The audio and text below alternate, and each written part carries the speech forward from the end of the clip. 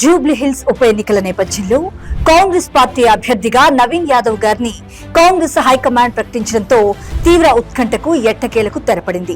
Architecture లో పట్టభద్రుడైన నవీన్ యాదవ్ గారు నవయుగ Nirman foundation ను స్థాపించి నియోజకవర్గంలో పలు సేవా కార్యక్రమాలు నిర్వహిస్తున్నారు. ప్రజలకు అండగా ఉంటూ మంచి పేరు తెచ్చుకున్నారాయన. అన్ని వర్గాలతోనూ నవీన్ యాదవ్ గారికి సత్సంబంధాలున్నాయి.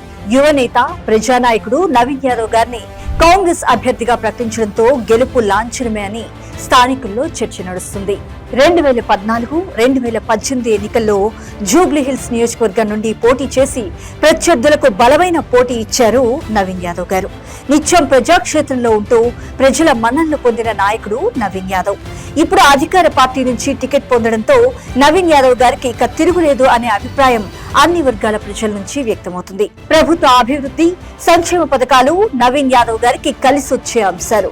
కాంగ్రెస్ పార్టీ నవీన్ యాదవ్ గారికి టికెట్ ప్రకటించడంతో ఇప్పటికే అగమ్య గోచరంగా ఉన్న బీఆర్ఎస్ ను ఇప్పుడు అది మరింత కలవరపాటుకు గురి చేస్తుంది.